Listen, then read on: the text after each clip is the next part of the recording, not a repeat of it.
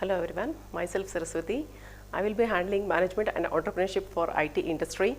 So in the last few sessions you have seen that Dr. Deepu Singh has handled the first chapter called as introduction.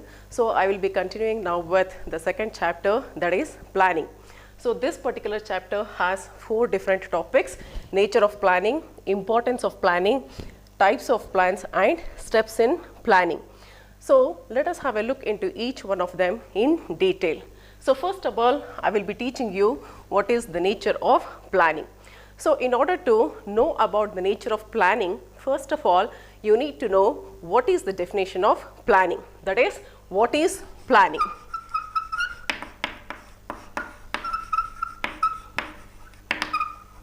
Planning is defined as deciding in advance what to do, how to do, when to do and who is to do it.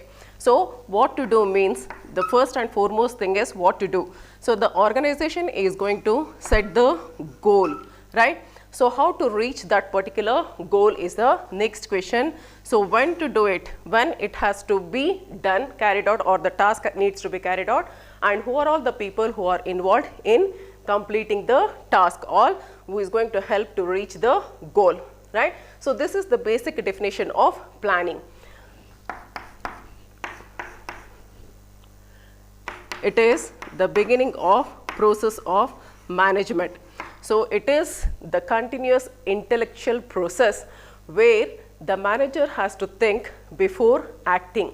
So here, once the plan has been made by the manager of the organization, he has to continuously check how his plan is going on both within the organization and outside the organization. If any changes are needed, he should be in a position to do the correctness in his plan.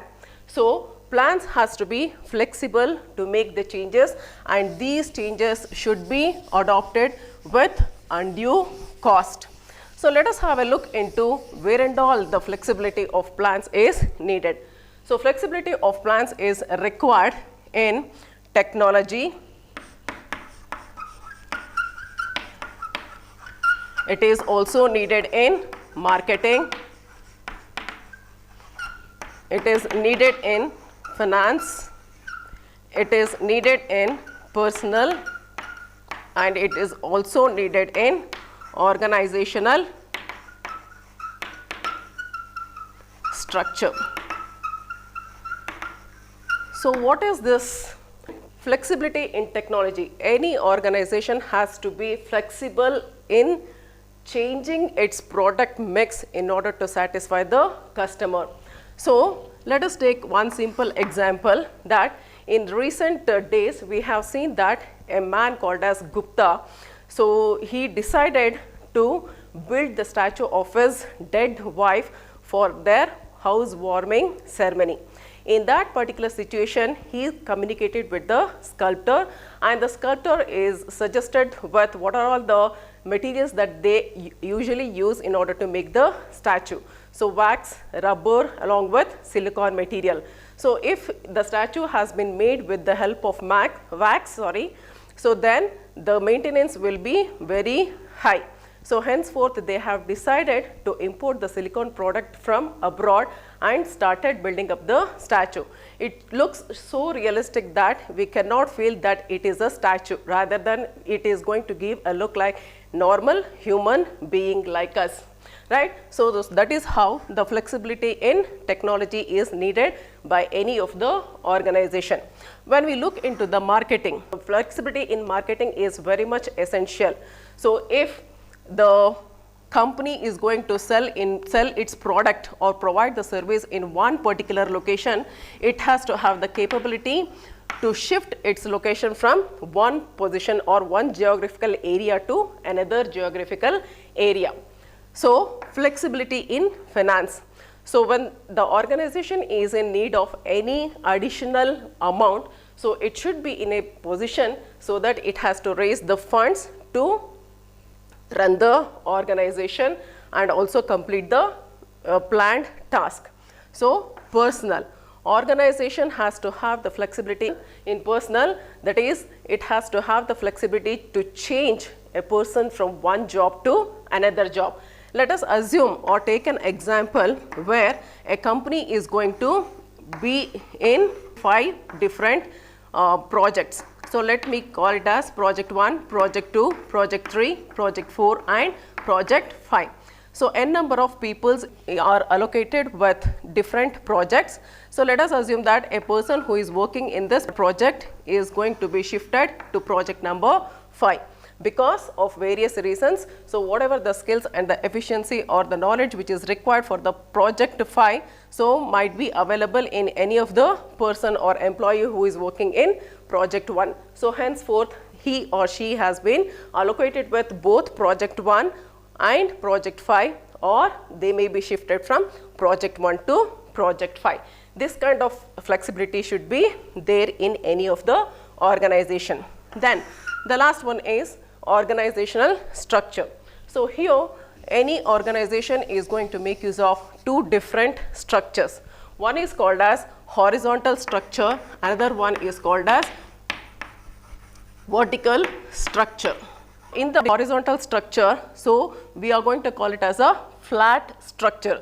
Flat structure where it is going to have a management followed by the team members or the team leaders followed by the employees who will be working in the teams. So here the organization which is going to follow the vertical structure is going to have top level management, middle level management and lower level management. So here when we are going to think about the vertical manager, so who are all the people who will be in the top level management? So they are nothing but the CEOs of the organization or the president of the organization or the owner of the organization will be called as the top level management. So middle level management includes the managers or the supervisors. So lower level managements are nothing but the employees. So here CEO or president or owner of the organization, he is going to just specify the goal of the organization, and they are going to give out the procedure that needs to be followed in order to reach that particular goal. So this will be informed to the middle level management. So in turn the managers or the supervisors are going to communicate it to the employees, right? So if it is not possible for the employees to complete the given task within the given deadline, so then whatever the problems they might be having, they are going to inform it to the middle level management, who in turn is going to inform the top level management. So this is how the hierarchy is going to be followed in vertical structure. When it comes to horizontal, so there will be a management. So under the management there is a team where we are going to call it as a manager or the supervisor. Under them employees will be there, right? So here the management is going to set the goal. So whatever the goal the management has been set, so it is going to be intimated to the employees via the middleman called as managers and the supervisors. So here employees is going to have full flexibility by making use of any kind of knowledge, any kind of procedure they can make use of in order to complete the given task. So here it is going to improve the morale as well as the efficiency of the employees in horizontal structure. So no matter any organization which is using either horizontal or vertical structure, it has to have the flexibility to switch between horizontal and vertical structure, right? So this is all about the nature of planning. So let us move on to the next topic called as importance of planning.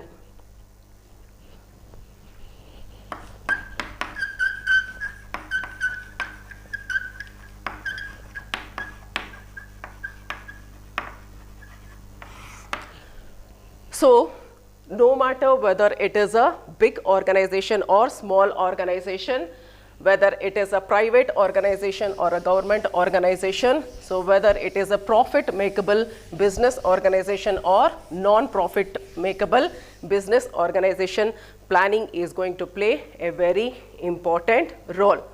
So the importance of planning are minimizes risk and uncertainties.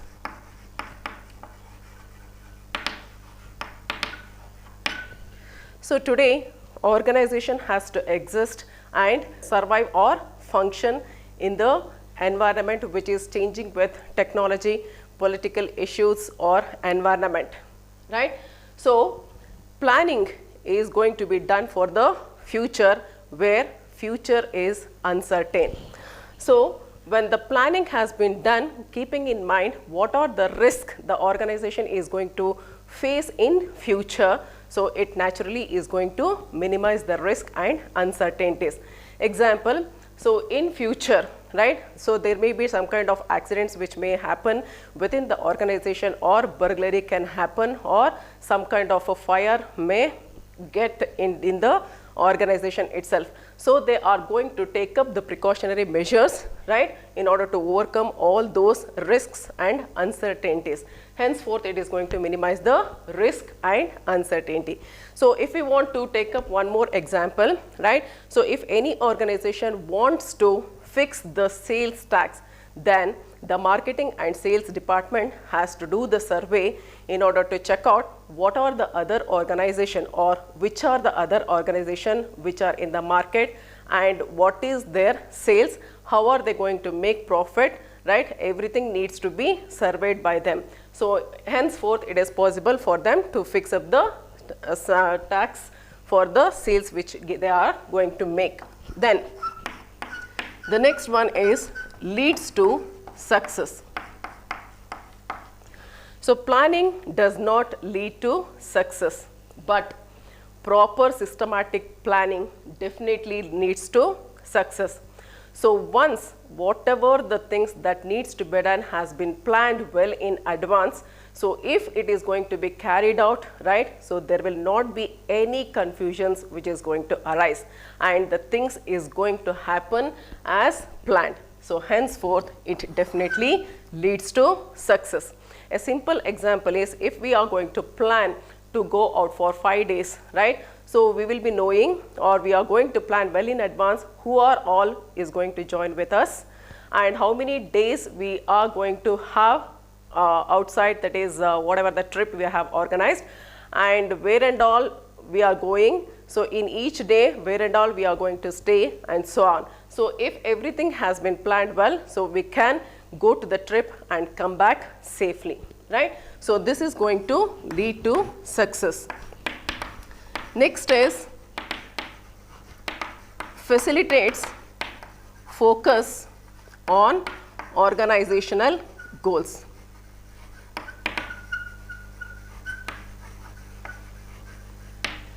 So the goals will be set by the organization. So when the goal has been set by organization, that particular goal is going to be divided into departmental tasks.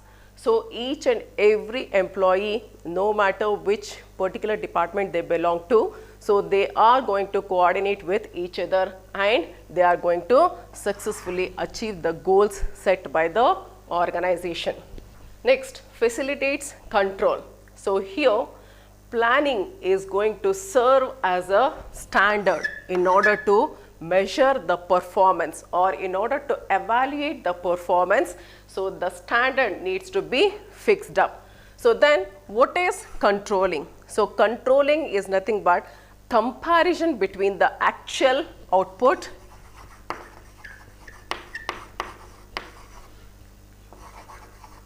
and the planned output.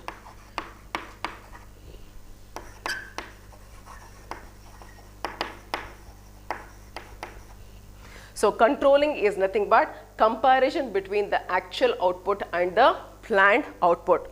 So here the control manager has to plan the output what they want to have, right? So here the control manager has to make a comparison between the actual output and the planned output. If there is any deviation found between these two, necessary action needs to be taken by the control manager in order to do the correctness, so that they are going to reach the planned output. If the control manager, right, if the control manager has not planned the output at all, then so he must be in a position in order to check whether whatever the output, actual output they have obtained is sufficient or not. So here there is no base in order to compare whatever the actual output they are having with, right. So for example, let us assume that a company has planned, right, so to manufacture 100 units of washing machine in 1 week, but it is able to manufacture only 80 units of washing machine. So then here the control manager has to take action in order to reach the actual output to the planned output in the next coming week. So if the planned output is not at all done by the control manager, then he has to think whether whatever the actual output, that is manufacturing 80 units of washing machine, is sufficient to make the sales. So here there will not be any base, means they are not having any base to make the comparison, right. So this is how planning is going to facilitate the control. And the last one is trains executive.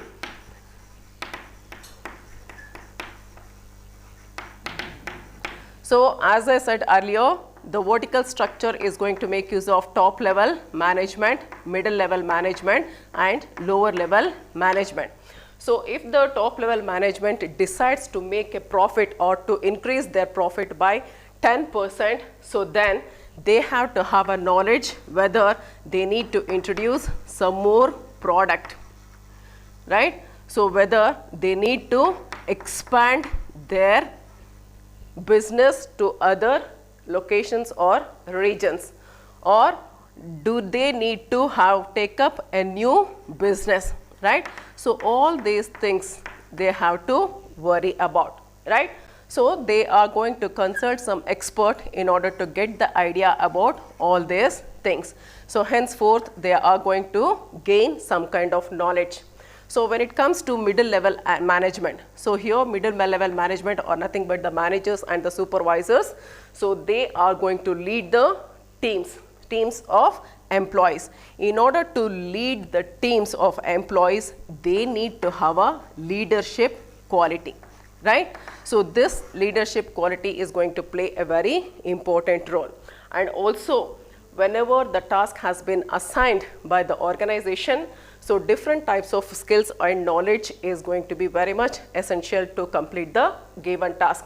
In that particular situation, they need to get trained before they are going to train the lower level employees, right. So the lower level employees is going to have the knowledge or the education they need to have in order to join the organization and do some project, right. So but in order to continue with more number of projects, they have to learn some additional skills and knowledge. They should be ready in order to learn all those things, required skills and knowledge, right. So henceforth, so some kind of training is going to be developed by each level of management. So here when they are doing that, right, so the management is going to, or the top level management is going to set the goal. So that goal is going to be divided into different departments, and henceforth different departments in the organization like finance department, personnel department, likewise marketing department, sales department, every department has to coordinate with each other in order to complete the task given by the top level management. So in this way, they are all going to concentrate in achieving the goal of the organization rather than achieving their personal goals, right. So this is about the importance of planning. So let us move on to the next topic, that is types of plans. Types of plans are broadly classified into strategic planning and tactical planning.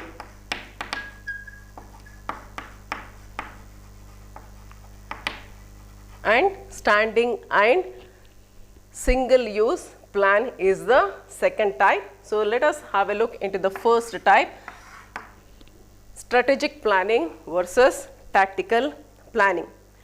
So strategic planning is the one which is done by the top level management. So here tactical planning is the one which is done by the lower level management. So these are the differences between the strategic planning and tactical planning. So strategic planning will be done at the top level or by the top level management, who are nothing but the CEOs of the company, owner of the company, or the president of the company. So here tactical planning will be made by the lower level management, usually the employees. So here whatever the top level management plan has been made, it is for longer period of time, say for example 2 to 5 years. So here short term plan, so maybe for less than or within a month.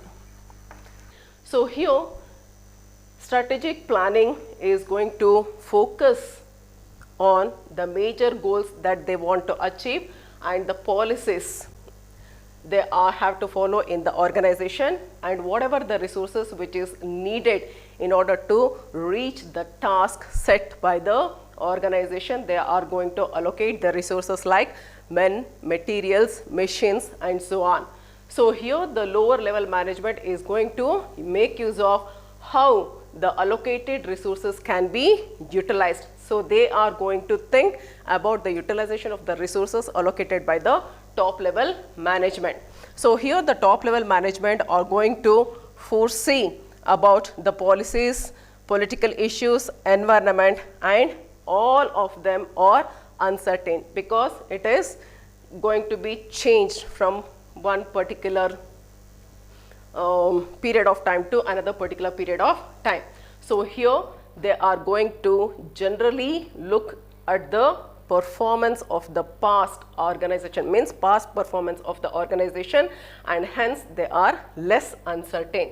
So here since they are not going to deal with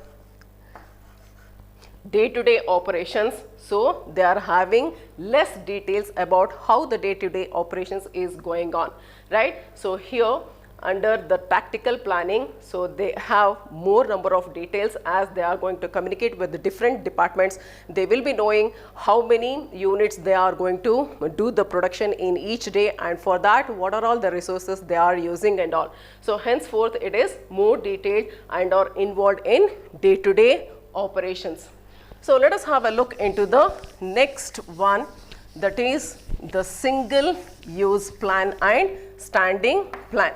So based on the frequency of use, the types of plans, one more types of plans includes single use plan and standing plan. So as the name itself says, single use plan is nothing but the plan which is made in order to use for only one time. So if it has been used one time, so it cannot be used again. For example, budget is going to be fixed in any of the organization for one whole year only one time. So this budget is not going to be the same in the next year. So this is one simple example we can consider. Another simple example is single day sales, right? So if the organization wants to give its customer a big discount, right? So they can choose of advertising single day sales. So this cannot be repeated again and again, right? So in contrast, standing plan is nothing but plan is going to be made once and it can be continued many number of times with slight modification or without modification also, right? So here rules and regulations or the policies, right, which is going to be set by the organization, right? So that can be used many times, right, with slight modifications or without modifications. So, I will stop at this point of time and I will be continuing with one more topic, that is steps in planning, in the next session. Thank you.